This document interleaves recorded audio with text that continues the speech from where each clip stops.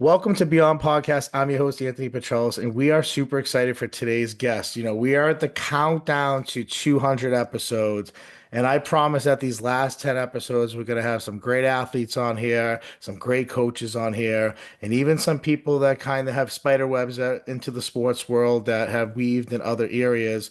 We're going to be having on 10 awesome guests, and I couldn't think of a better guest. I live in Wilmington, Massachusetts. I've heard this name. And when you hear Wilmington basketball, whether it's boys or girls, this is one of the first names, if not the first name that pops up.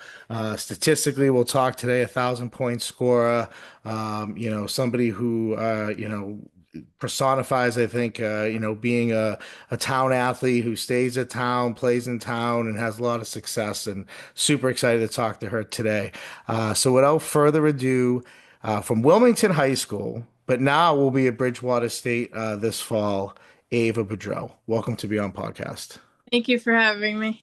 Yeah, absolutely. So I try to give a good entrance. I try to always hype up the guests. I feel like it's important, like I'm a big like WWE guy. Like, you gotta have a great entrance, pop, everyone goes crazy. So, hopefully I was able to provide that for you there.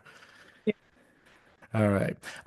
Let's talk here. You're a two-sport athlete. We're going to focus mostly kind of talking about basketball a little bit. But we were just talking off the air, and I just kind of want to throw some numbers out there. I always love to give clout to the athletes that come on here and have the stats a little bit. 1,000 point scorer, you know those are rare in a lot of programs. You don't always have classes that have 1,000 point scorers, or for a time, in between years and years, sometimes you don't have 1,000 point scorers. So when you have someone in the program who does that, it's pretty impressive.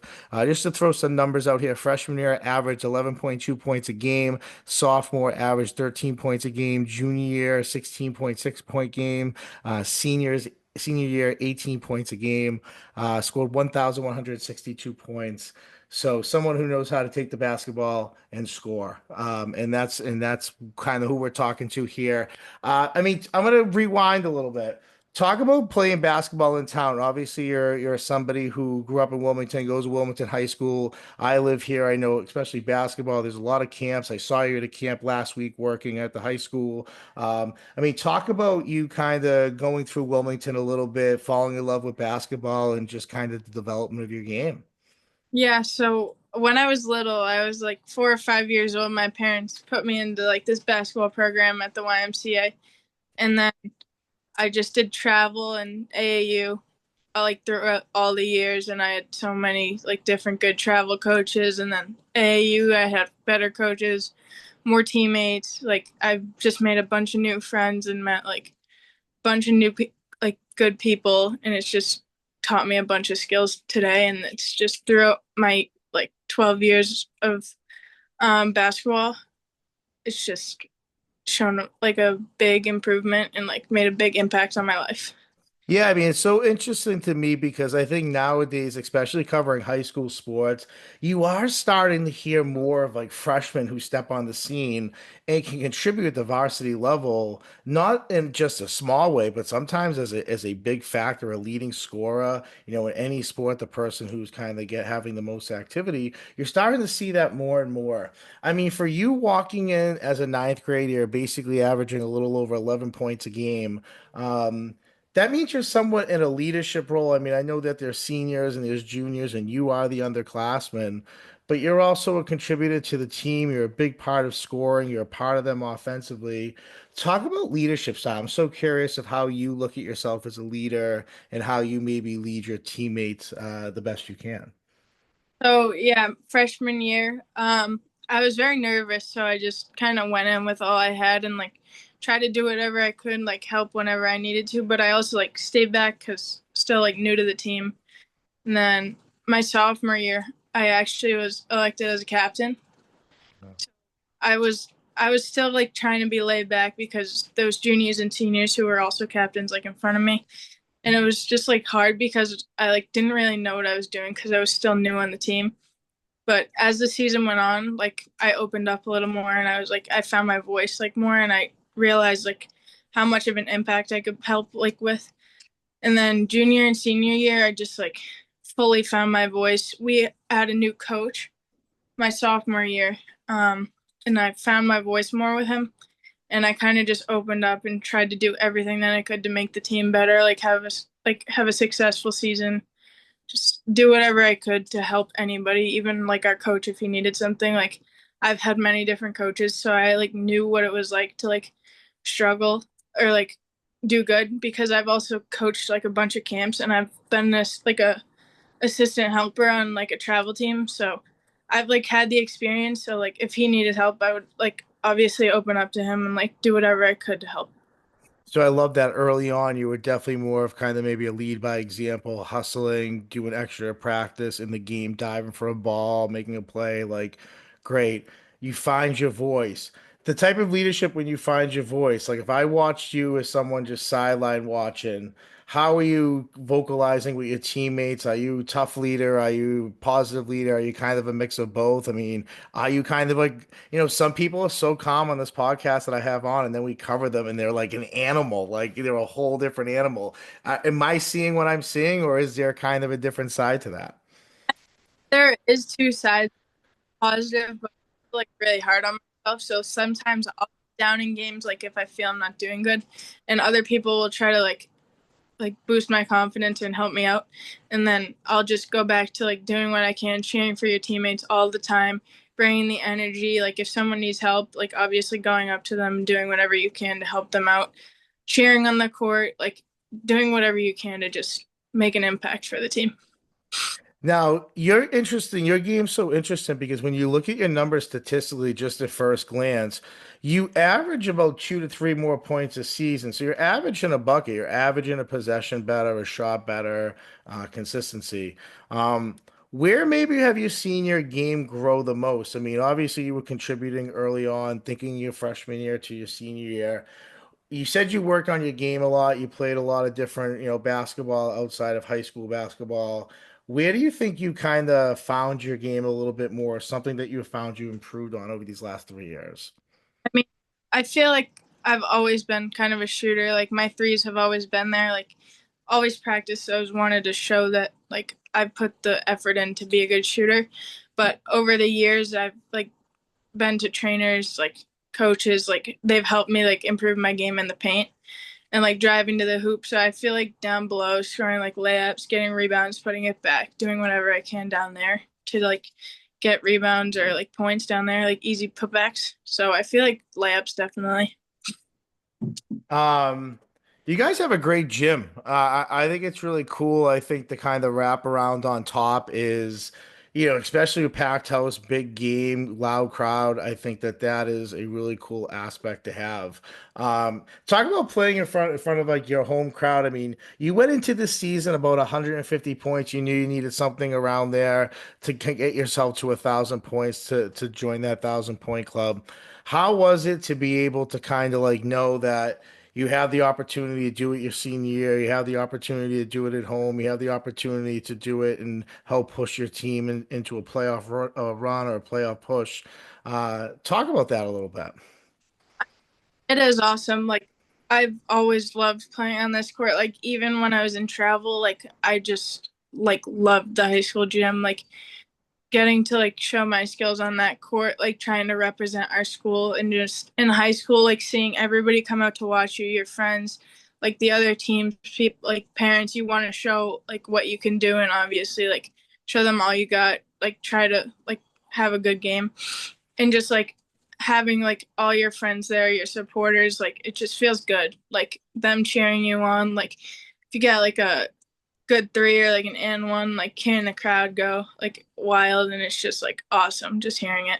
Yeah, it's so interesting. I love covering high school football. I think for me being a coach and that being my background, especially our videography stuff, I feel like I'm able to kind of just understand angles a little bit better with the camera.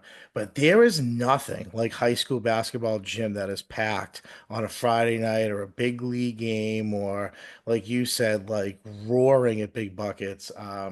That's the funnest atmosphere to cover. And as soon as I walked in that gym and saw the youth program going on, in my head, I just envisioned a packed place in there. I was like, God, this place must be like wild when it's loud. Um, so let's go to let's talk about 1,000 points. You went into this season 150 points, 20 games, let's say minimum that you get. I mean, for the most part, you knew that it was very doable. It was kind of happening. I mean, mindset wise, was it on your mind throughout the season? Do you kind of put that stuff by the wayside? Are you keeping stats of that, or is like somebody at home have a rip away chart of how many points it is to 1,000? I mean, kind of just talk about that whole mindset because I think it's a lot of pressure. It's interesting, you have a milestone, but it's not always the kind of easy to get to the finish line. I mean, at our banquet at the end of my junior year, like it's been on my mind since then. Like when my coach announced how many points I had and like how far I was away, like it's been like what like my friends were talking about, my family's been talking about, and just as the season got closer, it's just like getting in my head and like I'm trying not to think about it because I don't want that to be like weighing me down during the games or the only thing I'm thinking about, like just trying to score the ball. Like I just wanted to go out there and win, have a good season. Like I just didn't want to think about points like ball hog. Like I'm not just gonna go to the hoop every time. But at the beginning of the season it was okay, and then as it got closer I was just like I felt like the weight on my back and I was like, oh geez, it's like about to be here. And it was just like the game that it happened, it was actually a home game, so it was an awesome experience then. But like before the game, like my family's walking in with like fat heads, and there's like little youth kids that I coach like walking in with like 1,000 point like papers, and I'm just like, oh my god, like my stomach, I had butterflies in my stomach. I was like, oh, this is so scary. Like what All if right, so let's talk about this. Okay, so going into your last game, what did it look like number wise? Where were you? How many points were you away from 1,000? I was 16 points away? Okay, so that was a game. The whole family rolled in. People came in from out of town. The neighbors all like right, like that's the big game. Everybody's there. Pressure. I mean, 16 points in a high school basketball game is not easy to get, especially where people know you're getting the ball. Teams were probably geared more towards stopping you a little bit more, in certain points, especially being the shooter that you are and what you bring to the table. I mean, talk about that game a little bit, relive it here a little bit. Getting the points, what it looked like, how you were feeling. Yeah, anything that cool that we'd want to kind of know.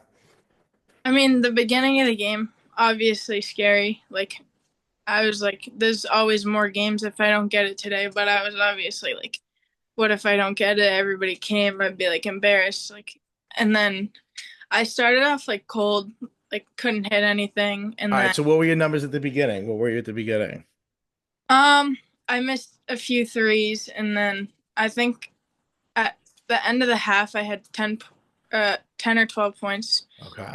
So yeah, I ended up getting it on a foul shot, and I remember my teammate Summer coming up to me, and she's like, "It's just a free throw," and I tried to block it all out, but I'm like, oh my god, and as Yeah. soon as I shot it, I was just like, okay, and then I made the first one, and I was like, oh geez, and then like in the video that they took it, like you can see it in my face. I was so scared, but like as soon as I shot it, I was just like, I don't need to feel the pressure. There's more baskets to be made. Like, I obviously can score more throughout the whole game. There's still a whole nother half, but it was just like, it was so nerve wracking throughout the whole. Was it like obviously even games leading up to it, at that moment, was there a monkey off your back a little bit? Did you just kind of feel like an instant release, or was everything just business as usual for you? No, it just, like, as soon as it happened, I just felt like all the weight off my back go away. Like, even games leading up to it, like the game before we played Burlington, and I actually have a friend, Savannah, on Burlington, who needed 4 points that game for her 1,000, and she got it. And then my parents were keeping track because I was like 20, 25 points away. And I think I had 11 in the first quarter. So I was like, oh my God, like, what if I get it here? And then I ended up getting it the next game. So it was just like cool, like seeing my friend get it and then me getting it the next game. So what number game was that? 11. 11. So about halfway through your season, you nailed it. Okay, so then after that, you score 162 points in your next 12. I mean, that's pretty good. You're scoring in double figures. Obviously, your team leading to the playoffs. I mean, talk about that this year. I mean, I think we cover a lot of high school sports. We did a lot of documentaries, and for some of the programs we covered, early on was Super Bowl or bust for Shawsheen Tech, and to watch their ride undefeated all the way to the championship in football was great. Malden Catholic, we did a docu with them. They went all the way to the championship and lost. And you saw a team like Medford High School had a playoff drought, a league championship drought, and was able to win them both that year. I mean, you have different accomplishments. Teams have different goals. Obviously, 1,000 points is an individual accomplishment for you. But talk about too, you're able to kind of qualify for states. Obviously, led, you leading the squad, and obviously the other pieces that you guys have. I mean, talk about the accomplishment this year as a team and being able to lead your team into the state playoffs. Yeah, I mean, I did. I obviously had like goals as an individual, but like I wanted to put that team first. Like try to do whatever we could to have a successful season. Like my senior year, my last high school season, it was just like going into it. I was like, we have such a good team. We're so athletic. We just need to put it together. And because the year before we went 10-10, so I was like, as long as we just get 10-10, make it into playoffs. And unfortunately, that's not the season we had. We went 4-16, but we gave it all our all in the courts, and we still managed to make it to playoffs with like the effort because we were playing good against like the top division teams and just putting that effort in. It gave us a spot for a preliminary game at home, so we were able to play that. And then we won that game, and we had to drive 3 hours to Pittsfield. Oh, I know Pittsfield. I went to a wedding in Pittsfield. I was in a wedding in Pittsfield. That is like the last exit before New York. I mean, you are basically in New York. So that is a hike. I know that drive. Um, what's great too is, obviously, you mentioned you get better as you get better, the program gets better. You mentioned something earlier about working camps and seeing young kids and coming in. I mean, for you, you are such a role model as a young female in Wilmington, a girl who, kind of came through the town, came through the programs. There's a lot of young kids that were probably at that game or young girls that heard your name and knew who you were, your presence, like we said, at these camps. I mean, does that hit you at all? Is that a responsibility you know and understand? And if so, like, talk about that. I think that's so amazing. I mean, yeah, like my mom lived at an apartment, and our neighbor was Phil DiGiovanni, and he's one of like the boosters for the travel, and he also coaches. So he saw like the impact that I've made. He knows that I go coach, and like he sees all the kids coming to support, and then he asked me to coach with him. And like all the girls, they were like shy at first, but then I started like opening up with them, trying to help them more, and they just like fell in love and just like started like clinging to me. And like they'd always come to my games, and I'd always go to their games and practices. We'd support each other, we'd give it our all for each other. And like the past 3 years I've been coaching them, and I've really built a bond with them. And then like the other camps that I've coached, they've been to all the camps. They always want me as their coach. They always love seeing me, like the Wilmington camps. And then I don't know if you've heard of it, but Hooptown in Andover. I have not. No, I have not. So yeah, I've went there since I was in first grade, all up until I could, and now I'm coaching there. And they'll go to those camps now. They'll bring their friends. They'll want to see me. They'll want me coaching them. It's just like I just love like feeling like I've made an impact on like the youth, and like seeing how much they like want to like see me like succeed. And I like love wanting to see them succeed and improve. And it just feels so good to like feel like wanted, and like feel in love with them. Like it's just awesome. Yeah, I mean, I think that's amazing stuff. I think that's what makes high school sports so amazing is the impact that you obviously have for your school and your school community, but also the school community that reaches just beyond the high school, the middle school, the elementary school, the youth in town, being involved in the programs, them seeing you, seeing the success. Yeah, I mean, there's some little girls who looked at you that you probably, when you were a little girl, looked at these camps and at these places and be like, I want to be like this number. I want to be like that person or whatever. And there's people who are now kind of saying that about you. And like Spider-Man says, with great power comes great responsibility, or that's what his uncle says. So like, you understand that, and I've seen that this year. We covered Justin Marino and Mefford, who had a very similar impact in the community. I run a summer camp. I hired him as my sports counsel this year because so many kids were showing up to the high school games, whether it was hoop or football or baseball that he played in, and want to be like him. And I think that that stuff is so powerful in your community. And I think you kind of personify that. I think that that's great. Um, what kind of music do you listen to? I know we're going to talk about softball in a second, but if you had to put on the pod, you're getting ready mentally, kind of get in that zone. What type of music you listen to? What artists you listening to? What's your go-to a little bit? I mean, like before games, I love country music. Like there's some like country music that like hits me, but like if we have a bus ride, like I'll listen to country for the like majority of the ride. Then like last 10 minutes, I'll put on like rap or like some upbeat like hype music that like try to hype me up. And like we unfortunately don't get to listen to music because we didn't get locked in when we had that. But like I have my headphones and it's just like I honestly like felt better kind of with that because I just get to listen what I want and it just felt better like I don't know. It just felt better like having what I wanted in my ears and just like knowing that this is what I want to listen to and this is how I want to go out into the game and like be like this. Yeah, I mean, I think that's great. Music's such a huge part of our podcast, and the music that we put to our trailers, the music that we put on our videos. And I think that's important because everyone listens to different genres and what gets them juiced up. And, some athletes like we have on, they say music that like I listen to. I was like, you listen to that? Like, so it's always like you kind of music's always like full circle, comes back around. And, you never get the same answer, which I think is so great about that category, that question.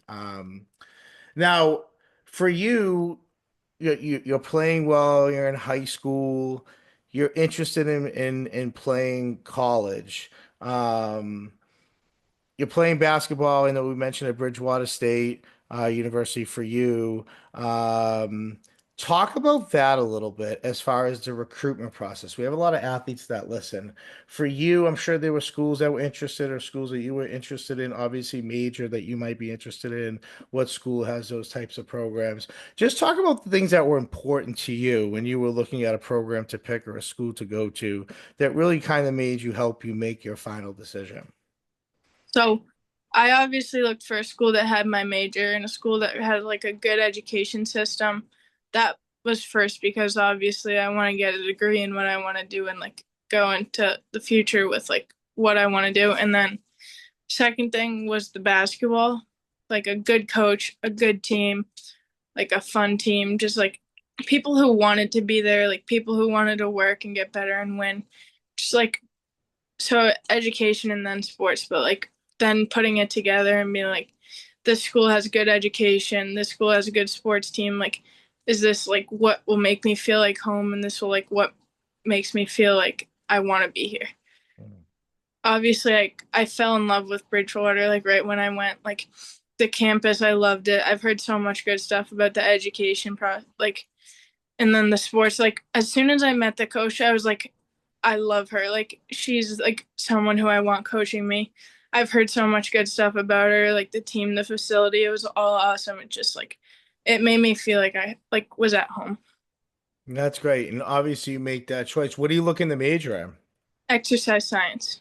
Okay. That's awesome. So you knew kind of what you want to do a little bit and that all kind of matched up. That's great. Program wise for you, you leave behind Wilmington High School, legendary career, we can say, in 10, 15, 20 years, your name's on that 1,000 point banner. Where are you in all time? Where are you all time scorer for girls basketball? I was the leading girls scorer. So all time. Yeah, for the All girls. right. Okay. I did not realize that. Maybe I should have done my homework a little bit better. I was gonna guess like top three, top two. So there you go, number one. I mean, you're leaving a legacy behind, so I can say that then. You are leaving a legacy behind when people look and go into that gym and they look at all-time scorers and all-time leaders. Your name is at the top of a list of a bunch of really good names.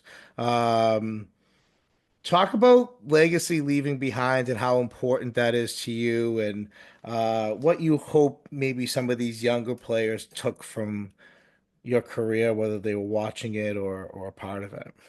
Yes, I actually did a scholarship on this.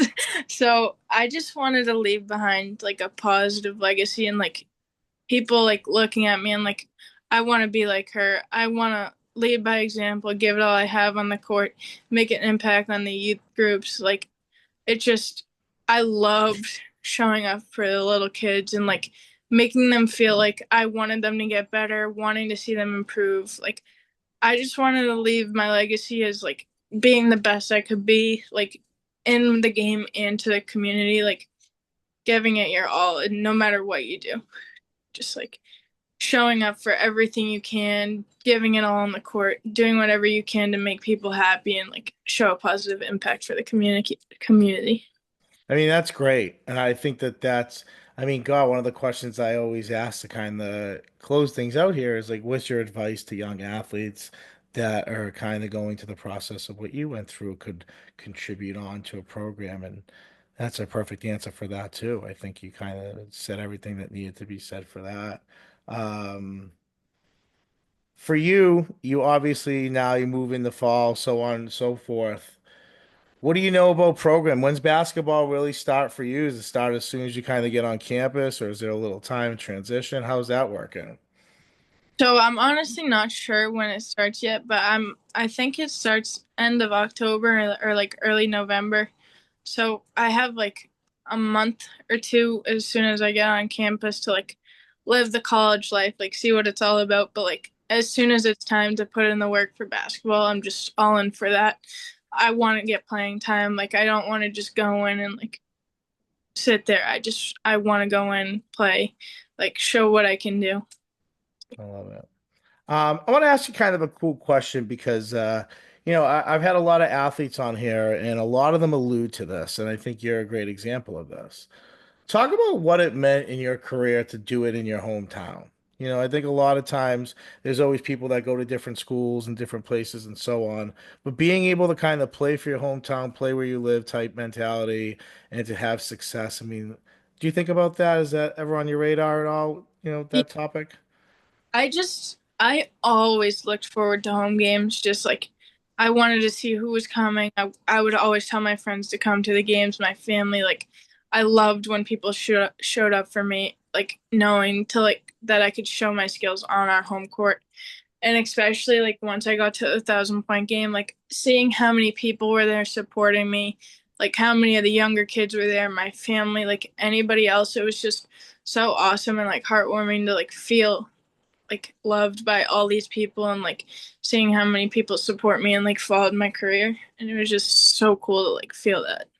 Yeah, I mean, I think it's so interesting, and a lot of the players that we've covered, and teams that we've covered, there's always that conversation that kind of comes up, and you kind of see the successes of both, and there's always that topic that goes back and forth. I think you gave a great answer for that, and really kind of hit the nail on the head.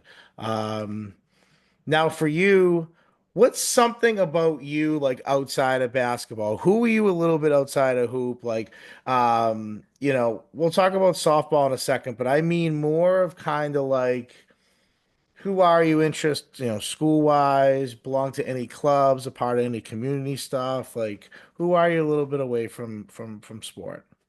So I love hanging out with my friends, like working out, like staying in shape for the seasons. Like I didn't do any clubs throughout high school because I was obviously busy with my sports and I wanted to have time with my family and friends. So I'm mainly just like a person who wants to have fun and like go out with like people I love being with, like people who make me happy. Yeah. That's great. It's always important to know who you are a little bit away from the sport because that's important. It's who you are. Yeah. It's who you are most of the time, right? Um, Now let's talk about softball here. Just kind of talking a little bit of stats. I mean, someone who's, a phenomenal basketball player, also pretty good softball player herself. 4-year contributor, played center field her freshman year, if I'm getting this right. Sophomore and junior year was first base. This year, her senior year, playing third. So obviously, a leader by example, playing different positions, playing where the team needs you. I find spring sports and winter sports so interesting. I'm just going to throw this at you and see what you think. And maybe it changes the type of leader you are a little bit. basketball, you know when your games are, and the only way it's getting canceled is if there's a snowstorm, right? Spring sports, it rains. Your field, depending on where you play, you might two games cancel back to back because of one hard day of rain. Mentality wise, as a leader, are you similar to who you are in basketball when you play softball, or is it different because games are a little further, or sometimes you might not play for a week? I mean, are you the same? Are you different? How are you? More similar, just like the same. Want to lead by example, and like I haven't played softball as long as I've played basketball, but I still like know. So like I'm obviously still trying to help people, but like there's other kids on the team who have been playing longer than me, and like my coaches. So I'll obviously ask for help if I need it. But like with basketball, I just like obviously knew like what I needed to do. But softball is just different because like I haven't been playing as long, so it's just like kind of doing what you need to do and asking like if you need it, but also giving it your all no matter what. I mean, you in your career played three positions that are pretty different, right? That ask a lot different of you. Freshman year, you're asked to really cover, you know, two-thirds of the outfield, I guess, when you really look at it. And then you're asked to play first base, where you're asked to take scoops and play an important position where the ball's very active. And then to play third, where it is the most difficult position as far as bat swing, bat power, ball, speed, getting hit at you.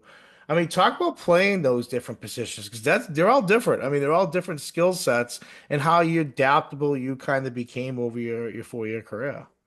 Yeah, I mean, freshman year, um, I just had to get used to it, honestly, because I wanted to play first, but we had a senior captain who was already playing first, so I had to obviously adapt to the new position and like feel out like what I needed to do, figure it out, ask questions if I needed help, and it was just like learning like the different movements, like with it, and like figuring out what you could do in a outfield is just it was like a lot to take in, and then knowing that the spot opened up for me my sophomore year, I had to get the feel back for that because I obviously wasn't playing it my freshman year, and just like I also learned a lot new skills from like my sophomore year that I brought into my junior year playing first. It's just like getting the scoops, the picks off the ground, like always being ready for the ball because you know it's going to come to you if it goes in the infield and maybe even the outfield. So just like being ready and like everything honestly. And then Yeah. third base is just like a whole new area. Um it was just like yeah, righty batters there like a line drive could go right at you. Right. Like one guy hit to me and I was just like I don't even know how I caught it, but it was just Do you wear a mask? You wear a mask at third base? oh, I didn't. Oh, so you're gung ho. Okay, I like that. Um, today I was at a barbecue with my son, and literally the first the kids were playing catch, and I was like had the glove, and I'm like, all right, let's play, buddy, and like first ball thrown hits him square in the forehead, boom. I'm like, oh my God. So and that was at a much slower speed. I understand the hot corner playing third, how difficult that is. And again, you make it sound very easy, but it's difficult to adapt to that. It's three different playing styles, playing the game three different ways for you. Um, Last thing I'll ask you, because you kind of hit it out of the park with, your answer earlier that could really tie into what your advice to young athletes would be. My last question to you is just talk about putting in the work. I mean, you obviously just don't get better because you're getting older, right? There's a lot more your points and average and things went up in your career because you worked at those things. To young listeners out there, to young people who are in those positions that could contribute as a freshman or a sophomore, or a young person, talk about just putting in the work in season, off season, things that you did that are just like you feel are pretty vital to if you want to play at that next level. So I played AAU throughout all my years, so I'd basically play basketball year round. So I'd play fall AAU, and then I'd have my winter season with Wilmington, and then spring and summer I'd be playing AAU. I'd be traveling places with coaches, like teammates. It's just, and then I'd be getting trainers throughout the summer to like develop my skills on the court, and then I get strength and conditioning trainers to like help me build strength and get faster and like be able to like figure out what I needed to do to become like a player at a new level like every year. And then like my me and my dad would always go shoot, and then like he obviously knew how much potential I had. My mom did too. Like they'd always just push me to like go play outside, go shoot by myself. Like my dad would always come out and shoot with me. Like even my mom, like she'd come out and shoot with me. She'd rebound for me. Like I'd just always be shooting and practicing. And I just got so much better over the years, and it's shown like how much potential I had and like the improvement that I've had over all the years of my like playing, and it's just shown. Just Were your parents two players? my dad was. He actually scored 1,000 points at Tewksbury High. Oh, really? All right. So you guys have like it's a family club. It's like you guys have a banner hanging from like the kitchen ceiling. It's like you guys' names are on it with thousand. How many thousand? Where did he fall in the thousands? I passed him. He had 1,000. Oh, okay. So dinner bragging rights a little bit. I like that. I like that. That's great. Well, listen, I think you're phenomenal. I think that you are, everything that I've heard about you, kind of just talking to you now, talking off air. You personify that. I think there's a lot of young girls who have probably looked up into the community over the last few years, and a lot of girls that are either freshmen in these programs that you were senior this year or incoming freshmen that see that if you work and you play and you're consistent, that you can contribute at a young age and you can walk into a high school season and put the work in. And I think, your advice of being young and just doing the little things right. And as you got older, you found your voice more and more. I think that, again, personifies great leadership. And, I think you've left a pretty good stamp behind and into what will kind of grow this program. So I think that's a great job to you. And all-time leading scorer, you educated me, so that's even better. That's even you're at the top of the mountain now, and people are chasing you, and that's a great thing to be being the one being chased, right? So, but I want to thank you for coming on today. As I said, I've heard about you in town. I live in Wilmington, and our last 10, we wanted to have on some great people, and I couldn't think of a better person to start off with you, someone locally, and yeah, thank you. Thank you so much for having me. I really enjoyed this. Yeah, absolutely. So we'll chat off air a little bit here. But guys, again, we're a little bit of a slow summer, high school sports, and my camp right now, we're getting into the zone, and but we got some fun stuff coming up in August. Our best hot fudge Sunday in Massachusetts contest year two will continue. We're excited about that, and some great announcements about some high schools we're going to be working with this fall. A few new schools that we're going to be announcing pretty soon. So again, Ava Boudreau, Wilmington standout basketball player, 1,000 point scorer, 4 year starter, excellent athlete, excellent person. Thanks for coming on here today. I'm your host, Anthony Petrellis, guys. Till next time.